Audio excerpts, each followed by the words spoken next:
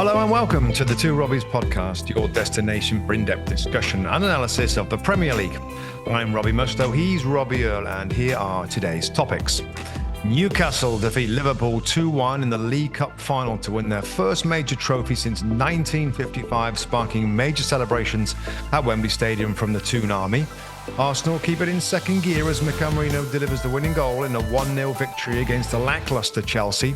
And Nottingham Forest's Champions League dreams become even clearer following an emphatic 4-2 win at Ipswich Town. That's what we have coming up in today's episode. Okay, mate, before we dive into the football, just a reminder, this weekend's stories that we should know that this summer is your chance to catch the Premier League right here in the United States. Manchester United, Bournemouth, Everton and West Ham take to the pitch across the country, all over the US. Tickets are available right now at Ticketmaster.com. So go to Ticketmaster.com if you want to see some of those games. It's going to be a great summer of Premier League football. Some big teams, some big stars. I expect some big games. Okay, my friend, we're going to start with the Carabao Cup final. The first piece of silverware dished out in the domestic leagues. 70 years since Newcastle last won a domestic cup. And, I mean, we watched a game in between the Premier League games. There was a bit of a break, so we found a spot. We rocked up. We watched a game. I was sort of so impressed how Newcastle started the game, Rob. They looked in control of themselves emotionally. Thought they had a really high press. I thought they played with physicality and intensity.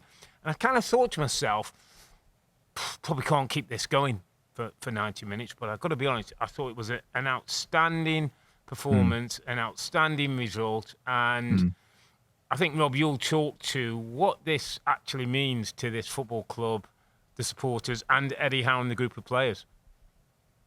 Rob, I mean, I'm smiling because what a great game it was, and what a great day it was, and what a great reminder of how brilliant football is, and English football, and competing for trophies. There's always talk about reducing the games and getting rid of the League Cup. But when you see the game today and the reaction from those fans, the emotions from those fans, particularly, of course, the players as well at the end and Eddie Howe, but the support, the black and white scarves around that Wembley Stadium was remarkable. And this is why fans love it, and this is why we play the game, Rob. I just thought it was a brilliant day of cup football with one team just wanting it, Rob, so much more, wanting it so much more from the way that they started the game. You're right. My first note is, wow, high energy from Newcastle United. You're right. The press was there. There was no nervousness. Often cup finals, and I know I've played in 3 of them and not done great in all 3. I know what the nerves is like, and I know what the expectations like. And I remember me playing for Middlesbrough, we were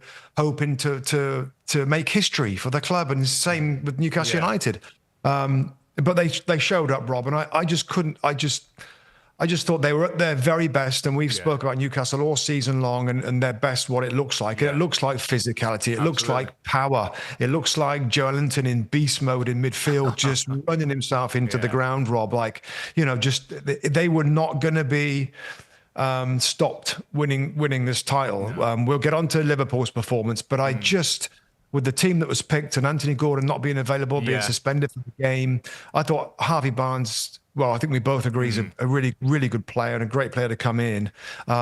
Just big picture, Rob, initial was, wow, what a performance from the back 4, from Dan Burn, and we'll get to him, the midfield and the front players. Isak gets his goal, and just the scenes and the emotions was a magnificent day. I mean, Liverpool fans are certainly not going to want to hear it, and I'll understand why.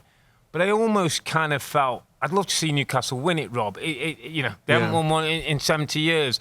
Liverpool, all intents and purposes, are going to lift the Premier League trophy. So the League Cup would have been a nice double, but wouldn't have meant as much. This cup to this club, for what they've been, there's a generation, Rob, of Newcastle teams we played against who've had success and got Champions League football on the odd occasion. Yeah, good teams, Rob. Good teams, good players, good managers. But when this group, when this club were in the 3rd tier of English football, they're still selling out, Rob. They're still packed houses. So you know, these 50,000 people who are supporting that club, regardless, to be honest, wherever they are. So to have a day like today, to have that, there was so many scenes that it took. And I remember when the first goal goes in, and I know you want to talk about Dan Burn, who was such a threat from the corners that Liverpool never dealt with. But there was a one great shot of a Newcastle fan, a female Newcastle fan with obviously all the gear on, shouting. And you could see in her face, and she was saying to somebody next to her, like, they got the goal, but it's almost like she couldn't believe. She couldn't think she's going to have to wait 90 minutes and they're going to get there. You know, Chiesa comes on late and gets one with 3-4 minutes to go. And I guarantee you, the however many 50, 60,000, however look like more turned up, would have all been saying, oh no, here we go again. But they got over the line. They deserved it. It's a massive credit to Eddie Howe, who talked after the game, Robert. 2 or 3 weeks, he said, we've been working on this, our set pieces, our intensity, our mindset. It just looked like the perfect execution. Enjoy tonight. I'm envious of what Newcastle Town Centre, and you know that area, Rob, you lived up in Middlesbrough. I'm envious what that's going to be like tonight. And I'm telling you now, it'll be a public holiday up there tomorrow. Nobody's going to work in school. Absolutely right. Yeah, I mean, we were kind of a rival. There's 3 big clubs in the northeast: Sunderland, Middlesbrough, and Newcastle. Newcastle are the biggest club, and you know, it's always been a fun from the others about the lack of success over the years. Just when you say the story about the female fan, Newcastle fan, I saw right at the end, and I thought it was a really powerful image of a father just looking at his son, and his son was in disbelief. And his dad just took a few seconds just to look at his face to sort of see what it meant to him and what it meant in his eyes. It was such a kind of a cool moment. This is when the whistle went, everyone's going crazy. And this guy was just looking at his son's face. And I thought that was kind of powerful as well. And they live for football up there, Rob. It's not, it's not the most cosmopolitan cities in the world or the area, the northeast. They absolutely live for their football. So, I hope that it comes across to the watchers and listeners of this podcast what it means to Newcastle United, and I think you could see that the players' mouth made them proud. They'll have a week of national holidays, mate. That town is going to be absolutely bouncing for the next week into next weekend as well. So fair play. A lot of these players go off for international duty now. They'll be absolutely buzzing, I would think. Just seeing some of the scenes in the dressing room afterwards, and Eddie Howe, kind of an awkward manager that was thrown in the middle of the dressing room and sprayed with champagne. I mean, he does look a little awkward in that situation. He's such a quiet, respectful thinker, and the first English guy to win a trophy, Rob, for years and years and years as well, I think. I mean, we were Harry Redknapp was the last one in 2007. 2008 was it? I think it was the 8 with the FA Cup with Portsmouth. So no, it was brilliant. It was brilliant, and the game was as Newcastle would have dreamt it to be. Powerful, very quick, using the emotion, didn't do anything rash. No. And I am going to jump to my guy, and it's my underappreciated performer of the weekend, and it has to be Dan Burn. What a week. What a week for Dan Burn, getting his first ever call-up to the senior team and the England national team, with Thomas Tuchel calling him up, and Tuchel basically saying, I'm surprised he's not been called up before. And also Tuchel hinted that the reaction from Dan Burn on the phone was pretty special. And I can only imagine, mate, I can only imagine Dan Burn's feelings tonight after being called up for England, being a regular first choice player in that back four, whether it's left back, whether it's centre back. And this kid, of course, when he was a kid, I think he was 11 years old, Rob, he got rejected from Newcastle. He's a fan, isn't he? Then he got rejected, and then 18 years later, I think he's back there doing this. So he is underappreciated by everybody, by us, probably by maybe not the fans, and certainly not by his manager, Eddie Howe.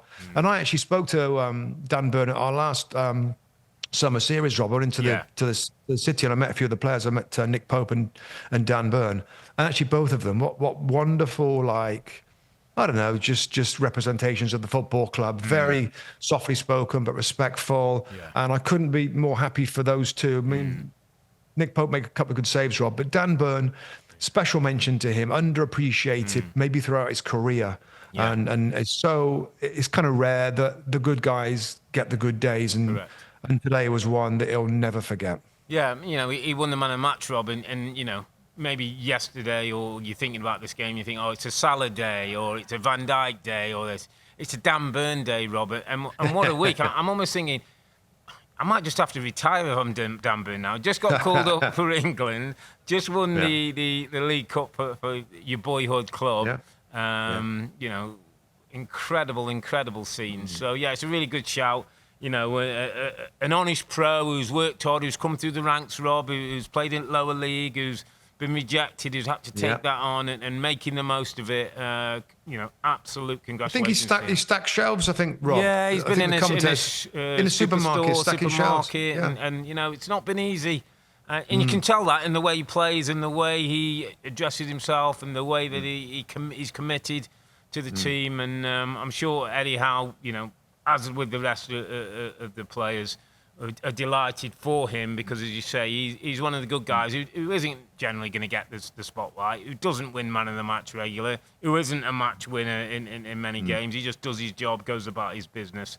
And interesting, Rob, just on before we move on, Dan Burn kind of was he a centre-back at Brighton, and then he went to a left-back for Newcastle for many years. Then with the injuries, they moved him back to centre-back, where he's been excellent this season, enough to get called into the England squad. I mean, that's real versatility, that's real commitment, that's, not worrying, not arguing about playing left-back when he wanted to be centre-back, doing a job for the team.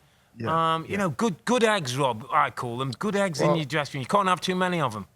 We will get to Liverpool in a second, Rob, but when you say that, it don't have, remind me a little bit of what I had to do, to stay at a club that was going places, and I had to change my game a little bit. And if anybody asked me my key word of my longevity as a pro, it was adaptability. That was my key word. I was an adaptable player. I could adapt to changes the players that we brought in. And I think when you're talking about Dan Burn like that, that's kind of what I'd say for him. He's adaptable, Rob, and he's made the very best of the tools that he was given. He's not very quick. He can't play amazing passes, but he's very good on the ball. Of course, his height helps. And he rarely gets beat, and he does it with heart and with brain and with determination, and he's absolute credit to himself and the club. Let's get to Liverpool, Rob, because this was a bit of a shocker for them. You could say they didn't show up. I thought when they made the subs midway through the second half, they looked a little bit more lively as Nunes came on and Curtis Jones come on. But what a performance, Rob, that lacked energy. That were not able to handle Newcastle's intensity. And it is a strong intensity, I'll get that. But didn't you expect more of a fight from Liverpool? And why didn't you see it? Don't know, Rob, if there's an overspill from the PSG game.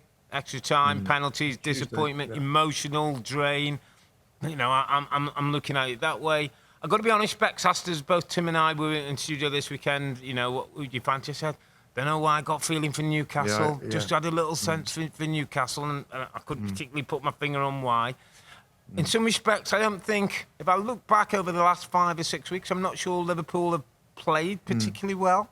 I think they've won games. I think they've scored goals, but I'm not sure they've been playing particularly well. And I always feel that can always come against you when you need to.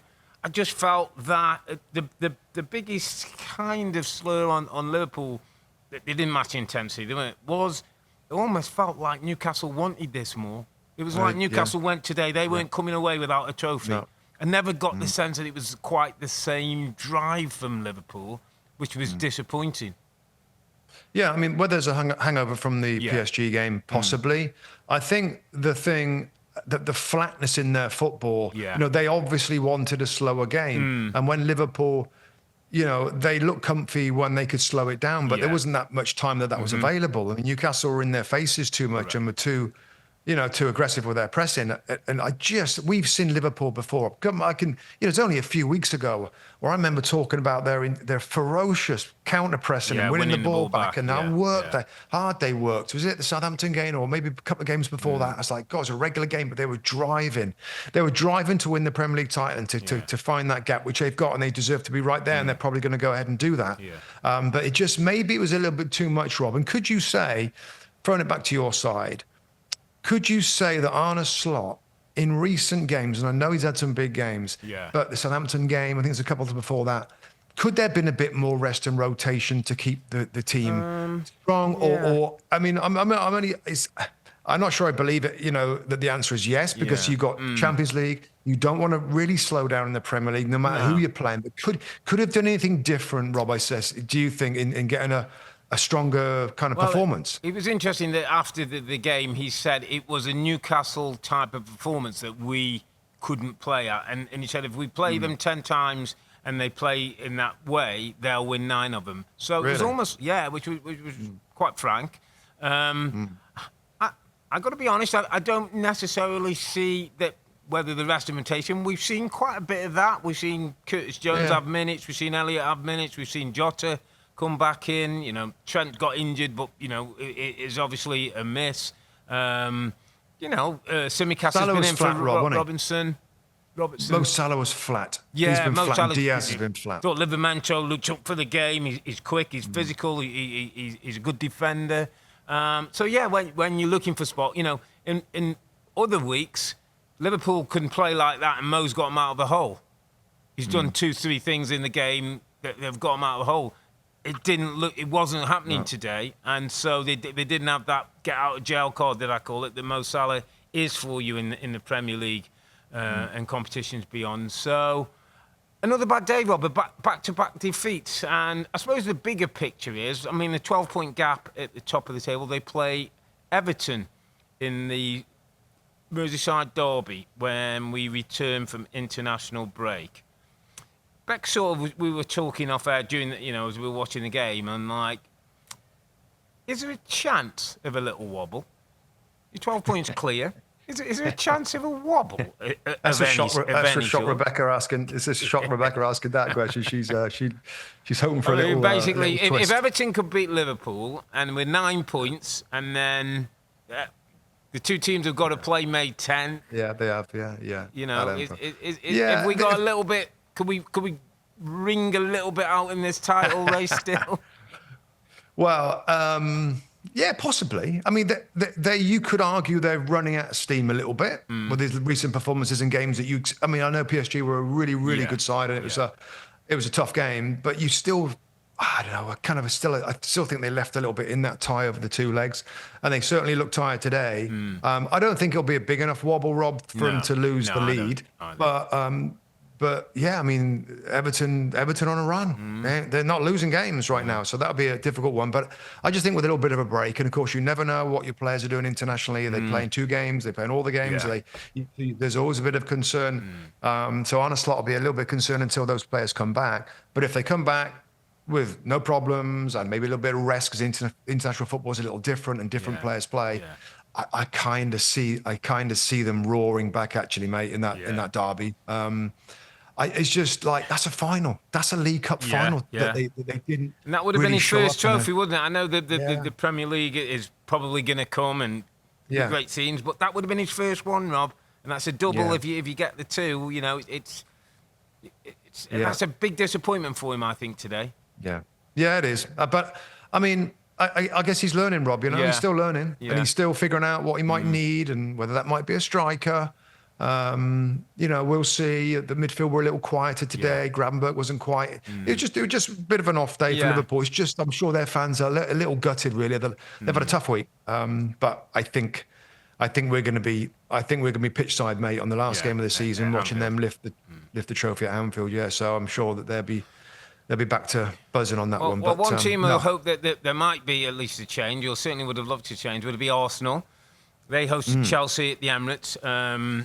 After the draw with Manchester United last time out, good win in obviously the Champions League, which now pits them against Real Madrid. 2 games coming up in future weeks. Mikel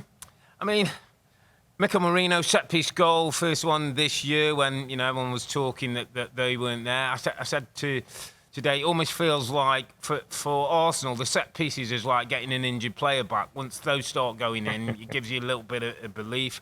I didn't think it was a classic game. I thought Arsenal should have took the chances and got further ahead. I thought Chelsea were quite poor. I didn't think they particularly had a threat at the top end of the pitch. Obviously, no Cole Palmer. Jackson missing, Madueke. Madueke missing on the other side. But I felt like Arsenal had enough, got the goal, didn't really need to exert them too much, absorbed what Chelsea had, basically got the 3 points and got the job done. Yeah, I think there's just a few bullet points on this game, Rob, and I think we're on the same sort of page. I mean, clearly the better team, Arsenal. Clearly the better team. Yeah. There was some slick football. I thought, particularly in the first half, they looked pretty good. Mostly in control. I think Arsenal found Chelsea a little annoying, Rob, with some of the possession that they had. Without, of course, and we'll get to Chelsea, without looking like scoring at all. Yeah. But when you're at home, you're Arsenal, it's nice to kind of boss the game a little bit with the ball. And Chelsea possess it well, you know. They like Chelsea, I thought, struggled in the final third. We know the players is missing for them as well. Havertz, Jesus, and Bukayo Saka, Rob. They've still got really good defensive options and midfield options. And, Rice had another good game, was involved. But that front line for Arsenal just isn't as it was. You mix that in with Chelsea fiddling around with the ball at the back and in midfield and go backwards and sideways and having possession of the ball, which... I don't know. I just think Arsenal are like, well, that's okay at this point in the season. They got the goal, flicked on. I think he's trying to flick it onto the back post, goes in the far corner, and it wasn't a classic, but a very good win from Chelsea. Yeah, I mean, same thing, Rob, isn't it? The final piece is pretty limp. Tame, Very, very tame. And Pedro Neto, I think, has done reasonable as a false nine, looked frustrated on his own for large periods without Cole Palmer. The creativity's gone. So, across the back, they're okay with the ball, though they looked a little panicked at times defensively. I like the midfield with Chelsea. Chelsea midfield's good. And Romeo Lavia coming back is really good news for them. I think he's very good. I continue to be impressed with Wesley Fofana, who looked a little, I mean, he had a bit of a, he got fired up a little bit today and almost got the red card a little bit. A few things he didn't need to, But they didn't create anything, Rob, did they? No. They created nothing. That volley that Raya somehow let go through his arms and just went wide. Other than that, I think there was a little tiny header from Cucurella as well that was a shot on target, but it was nothing at all. So, I mean, just afterwards, Rob, when you listen to, because I watched the show and all that, and of course I listened to the manager. I mean, he must know where they're lacking. Yeah. Would you expect him to be a little bit more critical of his team, or is he okay with them? I mean, I don't know, Rob, because it seems like there's sometimes a bit of a after-game manager's game. Like we did this quite well, and we looked like this, and our possession, and we gave them problems, and that. And I'm kind of looking, going, you tippy-tapped the ball and went forward and moved back, and we saw a bit of the formulaic kind of possession, but I didn't really see any threat. I don't particularly think Raya had a lot to do. I don't think Saliba and Gabriel were particularly tested in a way that you would expect from a Chelsea team. So I didn't quite see it as he does. And I don't know, Rob, it's really interesting because it feels to me in the last month or so, and again, it's a bit of a generalisation, but he just feels and seems a bit of a different person, Maresca. When he first came in, I always used to love his press conferences. I used to say, you know what, I get this guy, and he had his criticisms, and he answered questions, and he told you why this and why Sterling was leaving and why Enzo wasn't in the team at times and how Cole Palmer's got to do more. And, there was all that stuff. And I don't know, it's almost like he's gone a bit sharp with the press. I don't know if you saw his press conference. He's a bit like one-word answers and did you not hear me? I didn't want to say. And I don't know, it just feels like... And again, this might be a new manager, Rob, his first Premier League job. It's a big club like Chelsea, and we know that, you've got to deal with media, you've got to deal with fans, you've got to deal with players, you've got to deal with owners. I just feel like he needs to just control himself. There's an important period between now and the end of the season. I know they're in the Conference League, and they could end up winning that, and it's another trophy, maybe not the ones they want.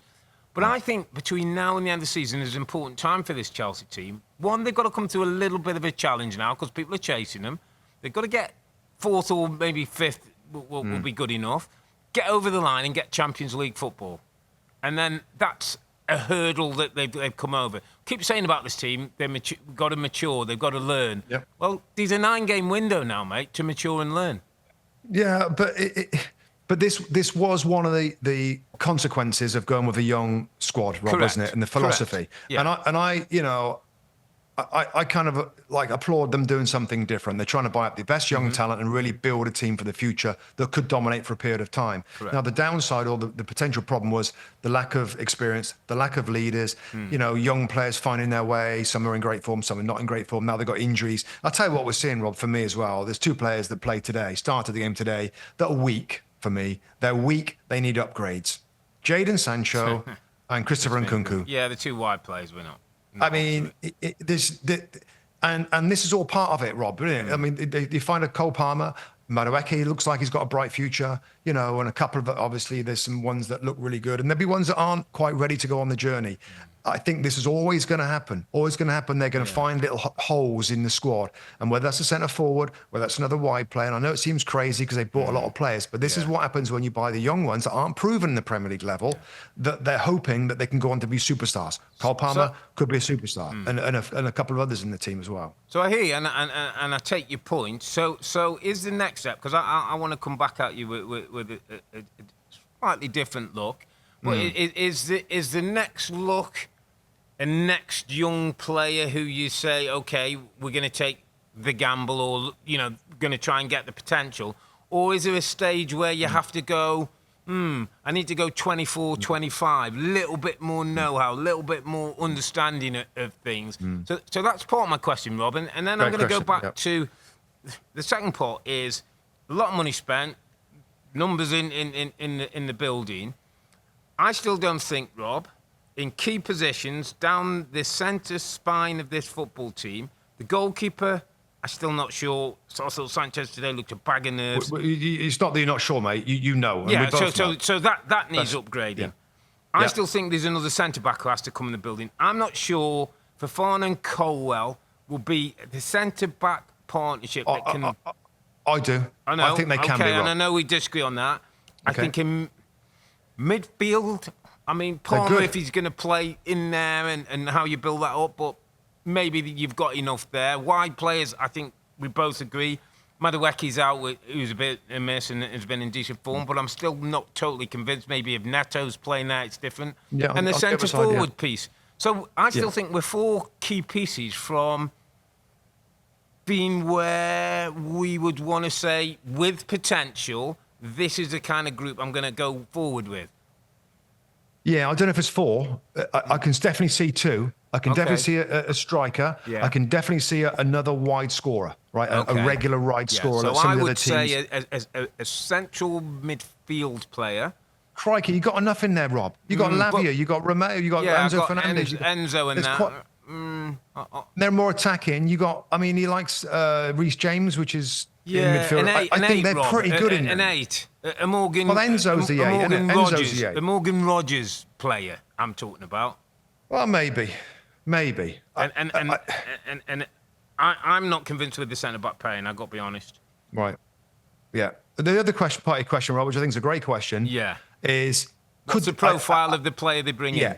You know what? I think they could do with a bit of experience. And I know the philosophy is against that, but other teams that have been built, Rob, if we quickly think back to the Man United side, then all the class of 92 came in, brilliant young players, there's experienced players there. I guess on the Leicester side of it, but a very well-respected football club, Rob, in Brighton, Hove Albion.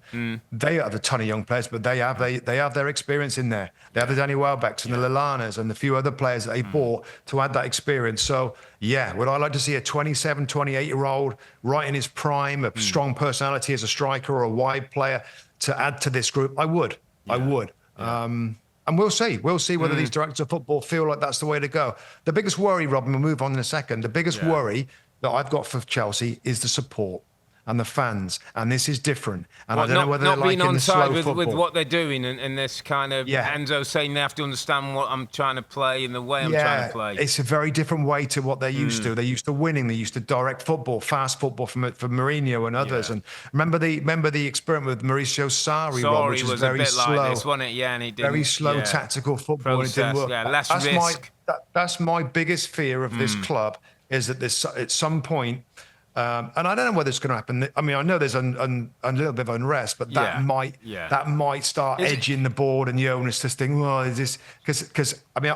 So to a point, Robbie, does he have to manage the fans a bit as well? Does he have to try and do a little bit of that and try and keep them on side? Because I don't think you can do that. No? You just got to, it's down to results, Rob, and it's wins. If he's winning games and his philosophy, and this is the proof of the pudding. Yeah. If the football with a couple of extra people, another transfer window, and he tweaks it a little bit.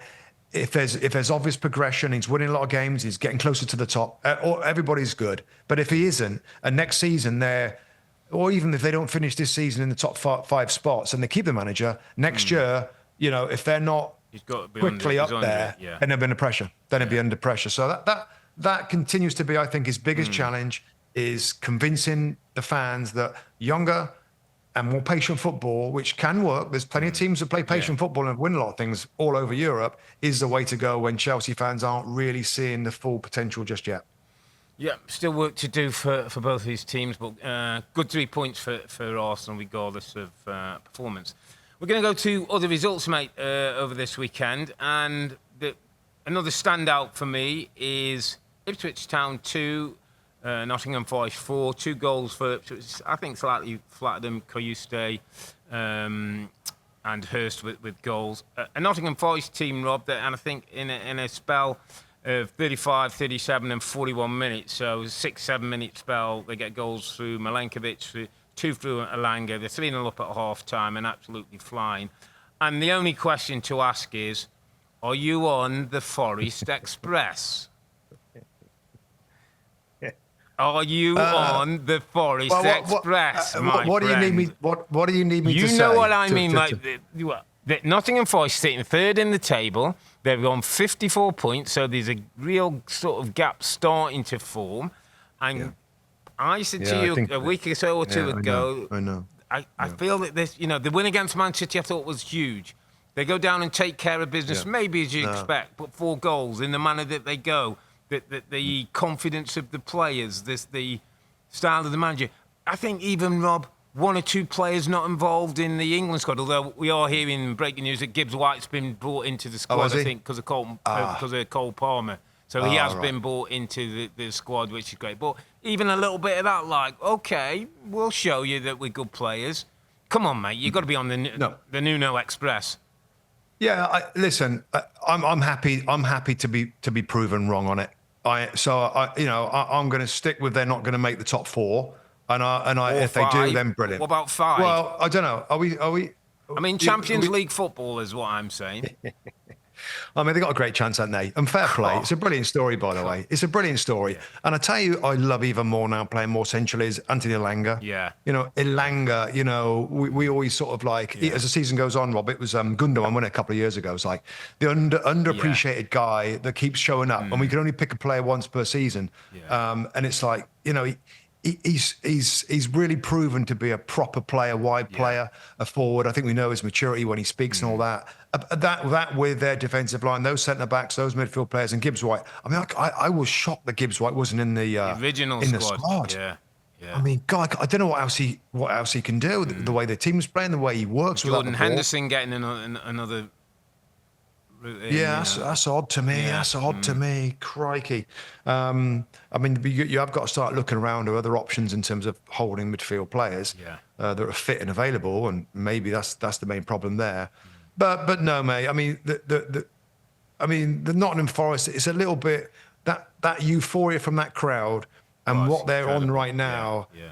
It is looking like, crikey, they're going to do it, which is absolutely astounding. And that's why I can't get my head around saying they're going to finish in the top 4 because of where they were last year, mate. Yeah, and even looking back a little further with the craziness going on at this club. And Nuno Espirito Santo, what a bloke. Yeah. What a bloke he is. What a manager he is. His calmness and his lack of ego. His tactical knowledge as well, Rob. He sets his team up so well. Well to face the opposition. And you know what? They face Manchester United next time out at the City Ground, which will be jumping. I fancy him. You got to fancy him to win. Yeah. And Elanga maybe with a point to prove it against his former team who let him go. So, disappointing day again for Ipswich, who look like, despite giving it a good go and trying their best, just look like they're going to be short, Rob. Week on week now, we're seeing them concede goals and not get the rewards that maybe their football should have done. But unfortunately for them, Nottingham Forest flying in the other direction. Ipswich looks like heading back to the Championship. Interesting game at the Etihad, mate. Manchester City 2, Brighton 2. City having the lead twice and Brighton pegging them back on a couple of occasions. And then I don't know if you saw a bit of this game or some of their highlights, but it was basically a third goal was winning it, and both teams had chances. Brighton, I have to say, the better of the chances. Yep. Balaber and Minter had two good opportunities, and then I think it was a header from Gonzalez and a free kick that come off the back of Gundogan might have sneaked something for City. My headlines, I thought Omar Mamouche again, Rob, looks a good acquisition. Yep. Really smart, wins a pen, lovely goal, looks really sharp in and around that front end. Another example of Man City not quite being Man City now and not being able to hold leads, not having that protection on the back four. The amount of times Brighton hurt them down the outside of the pitch with the wide players and the fullbacks was something they just couldn't get their head around. Yeah, I enjoyed the game, Roger. I watched it from beginning to end. Okay. It was a game that I picked out in that window. I know that all the games going at the same time. I picked this game out because I'm really interested in Brighton and what they do. Yeah. And I just thought Brighton were fantastic. I mean, the young, hungry, confident players, mate, were a joy to watch. High pressing Man City away from home at the Etihad, never fearing anything about them. Having the ball so much that it was visibly frustrating the Man City players. I just thought when you think about the difference in revenue of these two football clubs, it's pretty remarkable, really, what Brighton are doing. And these young players, they did create better chances. They should have scored 2 more goals in the second half.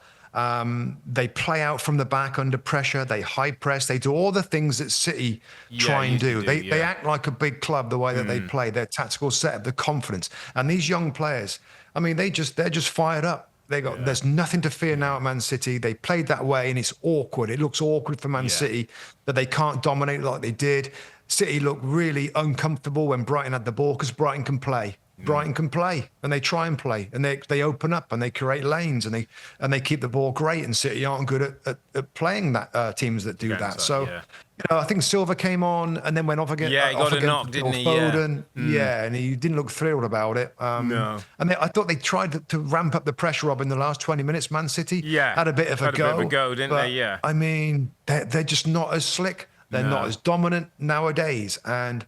We'll see. More players, I'm sure, will come in. I'm sure they got loads of wiggle room in their spending because of their crazy high revenues that they've managed over the last decade, I suppose, now. So they'll go for it again. But this was, for me, the story more was two clubs that are so different in their size, and yet, these young players who I thought were a joy to watch, and it was remarkable game 2-2. Brighton should have won it. Which is the great thing in this Premier League, mate. If you run your club well, you bring in the right coach, and you've got good recruitment, you got a chance, and you can compete, and you can hang in there. And maybe the 3 teams at the bottom of the league have got to think about that when they go down as it looks into the Championship. They're going to come back. How they come back and how they look to compete. But, frustrating day for City, but frustrating actually for Fabian Herzl. I thought after the game said, he thought that they should have got all 3 points. I don't think you could argue against that. Interesting game in South London. Fulham 2, Tottenham 0. Tottenham after the Europa League win this week. Had a few players back, Rob, and there was a bit of rotation. Some were rested, some started. In the first 11, but as some of the bigger names or the more known players came back into the team, it was Fulham who got the 2 goals. Muniz with a really nice, smart finish, and then Ryan Sessegnon, former Spurs player, coming on as a sub and getting a second. Was this just a day where, after the Europa League game and the demands of that and what it meant to the team, was it probably always going to be a bit of a day for Spurs? And I think me and Tim might have slightly disagreed, where I think it's important for Spurs that they finish the season off in the right manner. Who knows what's going to happen with the Europa League, and if Ange does his usual thing and wins his second trophy, great. If he doesn't, Rob, and they're down, they're now 14th in the Premier League, 34 points. I'm not sure that's a great look. No, it's not a great look, Rob, and it's I don't know, man. This is, I sort of was of the thought of, with all those injuries, right? And we all saw signs of how they played and how open they were and how different this team was under this manager. And after a great season last year, where most stuff went really well and they maybe shocked a few teams. The more evidence we're getting, it's like, God, this is pretty unpredictable about how their games are going to go because they're so open. They give teams so many chances. Lots to change the first team today. I know players are coming back. I did have to spit my tea out, Rob, when I read the Kevin Danso injury is another hamstring. It's like everybody that comes to this club, I'm sure.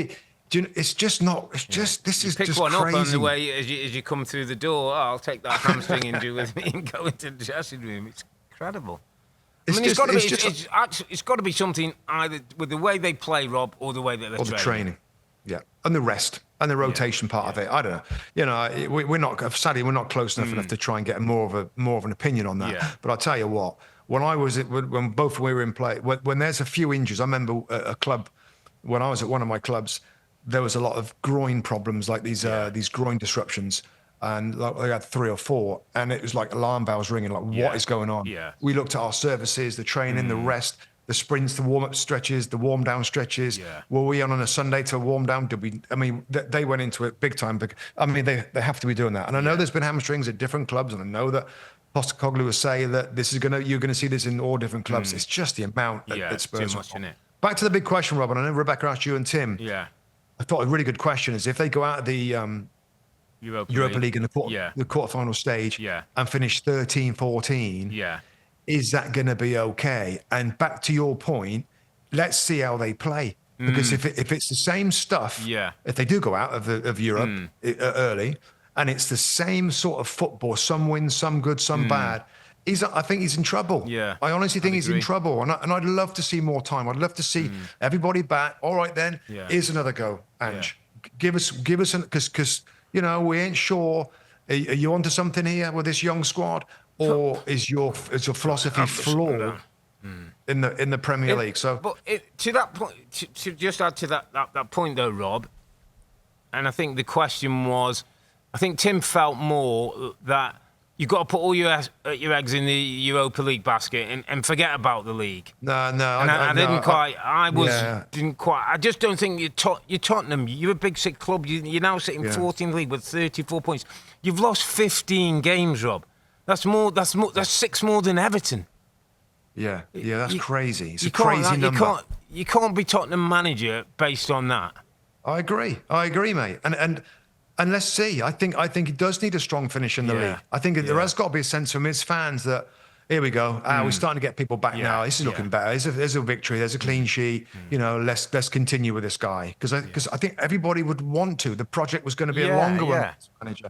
But if they keep losing, and how many times? I mean, there's been so many losses. Like every time I hear him after a game.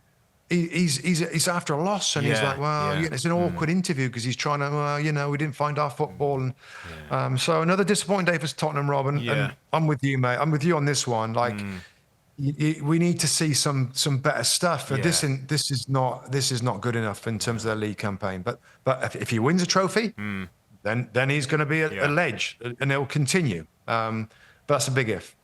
Let's go to the Ruud van Nistelrooy derby. Leicester City 0, Manchester United 3 goals from Rasmus Højlund. First goal, I think, 14 Premier League goals for him. Pleased to see him score. Garnacho, who's always a danger, gets a really nice second. And Bruno Fernandes does what Bruno Fernandes does. 8 goals, Brilliant. 9 assists now. Class act, Rob, wherever he plays. We opened the day. We did a little bit of a breakdown on some signs of improvement from Amarin. These things starting to come together. I think you mentioned it a week or two ago that we are seeing little signs, and there's maybe progression, in that for Manchester United. Against, I know they went with a back 3. I know they're trying to play a different way. I thought it was a woeful regression from Leicester's point of view, Rob. They can't score at one end. 8 straight defeats at home now without scoring a goal or some kind of record. Defensively, there's mistakes that come in the football club. Ruud van Nistelrooy's gone into the club and not made a difference, or if you say any difference, Mel, he's made them worse. Listen, when he was appointed, Rob, I know that you're a little bit, because that's the way that you are. You're like, you know what? You put a smile on faces, and And he might have done that at the beginning, but in terms of experience, I mean, there's no point going over it. Like this is so new to him. I feel like I always pick out Wout fast, Rob, And I got to say, if I was in the studio this weekend, on that goal, by the way, on that goal, the Highland goal when he goes through, which felt fast. I don't know what he's doing. Yeah. He is not. He could have absolutely got in the way of the score and the goal. Yeah. And he was like backing off as if he's thinking he's going to cross it to somebody in the centre. He's the most danger. So he lets him go through for a free shot. It's like, it's astonishing to me that he continues to be in the side. I know that Cody's back in the team. Yeah. They've gone with 3, which has looked a little better. You know, big picture of this, Rob, and we'll mention United before we finish up. But like on the relegated teams, and this is something we should all remember. This, right? They've all struggled badly. Yeah. 2 of the 3 have changed their manager, and they've got worse. And the other team in Ipswich Town and Kieran McKenna, very well respected. They've stuck with him. They did everything right in terms of buying new players. They got a striker to score a goal, and they still can't stay up. Yeah. You know, there is a new manager bounce, and that has worked in the past, Rob. I just think the club should just look at these examples, particularly with Leicester and Southampton, and change isn't always for the better. And sometimes, with Ipswich, it still didn't work anyway. It just screams how hard it is to be competitive and stay in this division. Yeah. To that point, though, Rob, you look at Vitor Pereira, who's gone in at Wolves, and has changed things. Yeah, a little bit. I mean, he's changed it, but whether you think Earle would have kept up or not, he's had an impact, and he's kept him away from those bottom 3, the promoted 3. Yeah. That maybe is an example of making a small difference, but I still think if O'Neill would have been there, they still would have finished. They still would have probably stayed up. Yeah, probably. Yeah, but they certainly, you look from Leicester's point of view, and I thought that Ruud might be able to address some of those issues, and he's been at PSV, and I heard his press conference. I was listening on Friday, Rob, before we get prepped for the games, and I thought. He says all the right things, and he makes all the right noises. He speaks quite calm. Yeah, I know. And then you see his team, Rob, and they do none of what he's talking about. We ain't got enough good players. No. Yeah, we haven't got enough good players. No. So another disappointing day for them. But from United, Rob, some decent signs. Disappointing to see young Aiden Heaven go off after. He looks a decent player.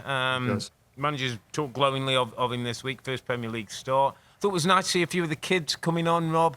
Collier, Amas, Obi came on. We got a look at. I think we've seen a little bit more structure in how they're trying to play, how they're trying to press.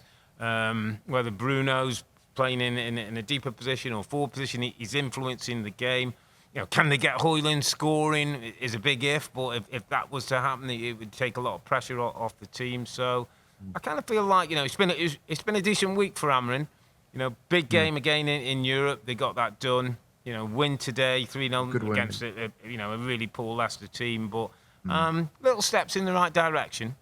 Yeah, I think it's small steps. I think you're right. I think they look a little more comfortable in the shape, and there's a moment where Matthijs de Ligt came right out of the back line and pressed in midfield as if, and I'm looking at thinking, I think that's what the manager wants. Yeah, and there's less fear about.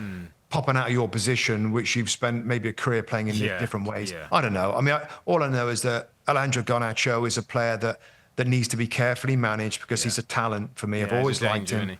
And I know maybe his attitude isn't the best, or he doesn't train the best. Obviously you get that hint from the manager at the beginning, but arm around the shoulder, kick up the arse, whatever it takes, try and keep him on side. And that's what management is. I mean, you ain't going to get 25 great pros, and we know that for sure. Everybody's so different. But I'd love to see him continue. I think he's a real talent. He's a goal scorer. I know Bruno, I don't think I've got to say anything more about Bruno. He's always been quality for me. And he was getting somehow, a few months ago, Rob, there was a lot of stick for Bruno. Yeah, I could never, I've always thought there's bigger problems at the club than him. And just in general, it's been with that new stadium announcement for Man United, incredible looking facility that again some people find a way of criticising. I mean, it's Man United, mate, and they've won so much that it's open season, isn't it? It's open season. It is, but it's looking brighter, mate. And I think the fans are starting to, enjoy the games again a little bit. I know that the 2 last games were maybe not the hardest games or whatever, but I just. The fans were great again. You could hear them singing all the way through at Leicester. Let's hope they can. I'm not sure the permutation. Just a quick one. I'm not sure the permutations and if it was to happen. But if Spurs and Manchester United got into the Europa League final, who do you think could win? Remember Spurs trounced them 3-0, didn't they? And played them off the park early this season at Old Trafford, and then, Spurs going in the right direction. I think Spurs might be favourites for me, Robert. Tim said that. If they've got to the final, I'd probably go Man United. Would you? I'd probably go Man United. Well, they get chances. Yeah. If they bunker in a little bit, which they might be forced to do, they're going to break and get chances with Garnacho and Bruno and maybe Højlund. I mean, if both teams get to the final, then they'll be feeling pretty good about themselves. And Spurs probably got some of their better players back. So I think I would just favour Tottenham, but it'd be great, wouldn't it? Love to see that. Cool, it'd be great. Love to see. It'd be a great final, wouldn't it? I'm going to move you to Vitality. Bournemouth 1, Brentford 2. Janant with the own goal initially for Bournemouth. Wissa with a set-piece goal, corner, lovely jump and head pass. Then Norgard with game from a long throw, ends up getting the goal. That was enough to give Brentford a 2-1 win. Two decent clubs here, two good coaches, two different styles and way of doing things. But really enjoyed the game. The Mbermo and Kirkes, two really key players on both teams, down one side of the pitch was a fascinating watch. I thought Kirkes got challenged a little bit with Mbermo's movement, his power and his ability to run in behind. It was one of those days where Earle was, I think, a little disappointed that his team had a real chance to jump right, beneath the likes of Manchester City and Chelsea. So disappointing in the end for Bournemouth, but good away win. And surprising for Brentford, their home form was incredible to start the season, and then they can't win at home. Now they couldn't win away, and now they put a real run of away wins together. Yeah, I mean, when you look at these two teams, Rob, where they're on the league table right now, it's like it's a bit like meh. But I feel like both teams are good stories this year. They're good stories, and they're good teams, and they're progressive teams, and they've got good players and good managers. And we love both of these clubs and what they've done in the Premier League. But you look at them in the league table and think, I thought it'd be like top 8 and like pushing on to where like Brighton are. And I know that Forest are a different level. Yeah. So. Yeah, I mean, I think predicting this game was always going to be tough. I did think the Bournemouth at home, with the way that they play, might have a little bit too much. But Brentford are a very settled team. Yeah. They're very strong defensively. Those steady eddies in midfield do a pretty good job in there, and they've got the front players that we've talked about all the time. Yeah. So fair play to Brentford, mate. It's a good victory for them. It's just like when they're mid-table. I want to celebrate them more. And they should be celebrated, given the size of these two clubs. It's just like I feel like they're better than where they are on the table right now. Well, you've led me straight into it, my friend, because my underappreciated performer of the week is actually a football club. And it's going to be Brentford Football Club.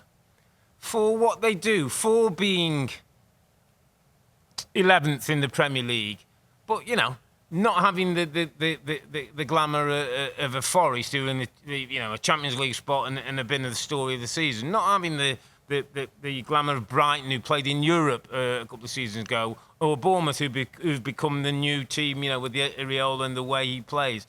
I just think for Brentford, for what they are, Rob, what they stand for, the manager, the group of players, you say, steady eddies. You lose Ivan Toney, your best striker, your main man. You continue to get goals with the likes of Wissa, Sade. A football club, Rob, that this weekend, again, just little things like that, allowed cameras into the dressing room. Allowed, most clubs would be, it's sacred. We don't. Thomas Frank lets you in.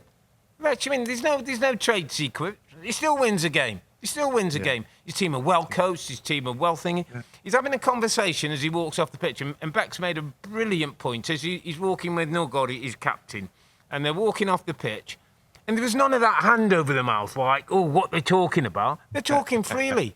And I said to Bex, that totally sums up that club. Transparent, honest, do their bit, and you know what, all that frills and pretending, and like they're covering their hand, like they're talking about something that's going to revolutionise football. Brentford Football Club, my friend, cool. My underappreciated performers of the week. Love it, mate. I love it. That's a proper Earle shout. That's an Earleism. That's an Earle appreciation coming from Wimbledon Football Club. Yeah. Well, it's not easy, Rob, and I think it's 9-10 years they've been in the Premier League now. We're at that stage where we don't really think Brentford are going to get relegated. No, they're established. They've got to that position now. Yeah, they got a smart owner.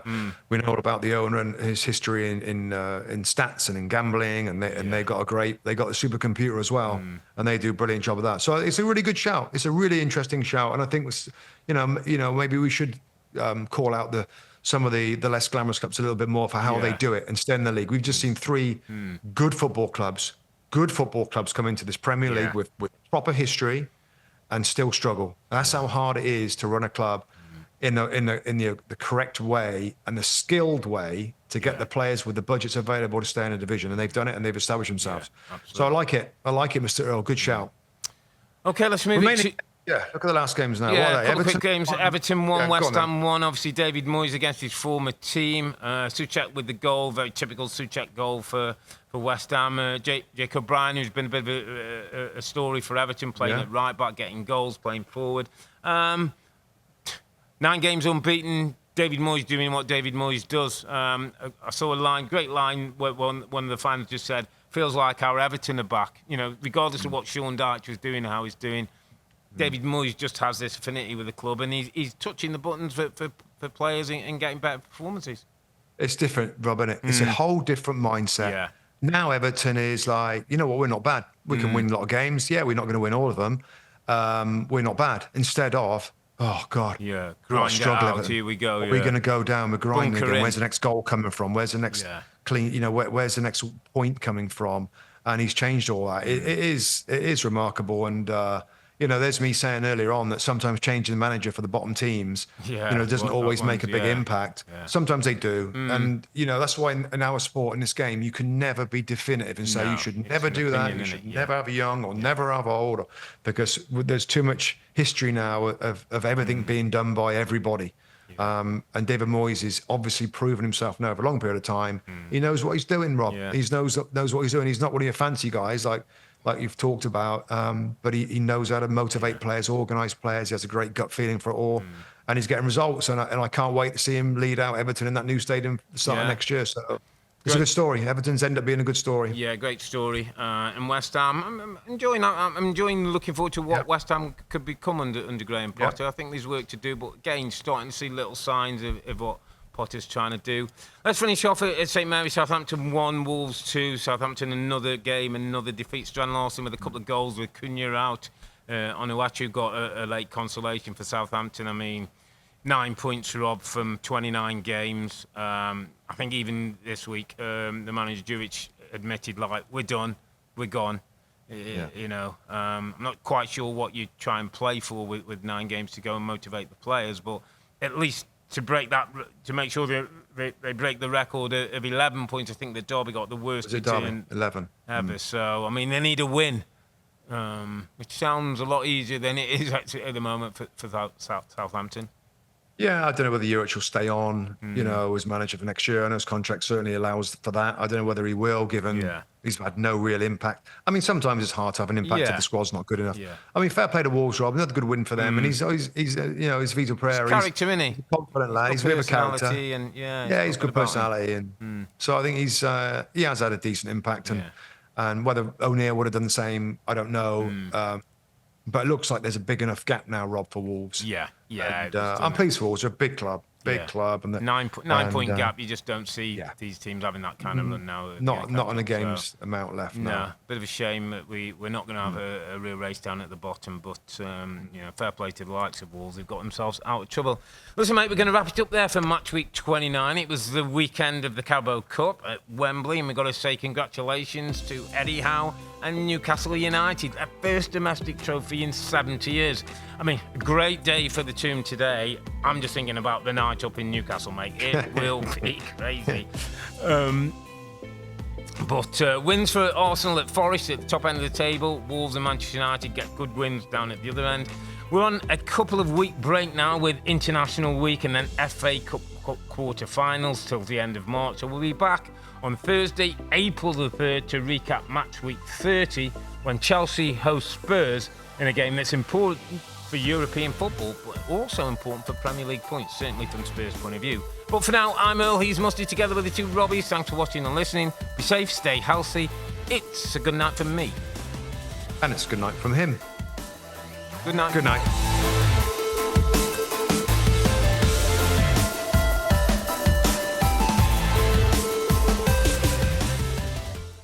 Hi, I'm Rebecca Lowe, and as we head towards the end of an exciting Premier League season, make sure you like and subscribe on the NBC Sports YouTube channel for more content like this.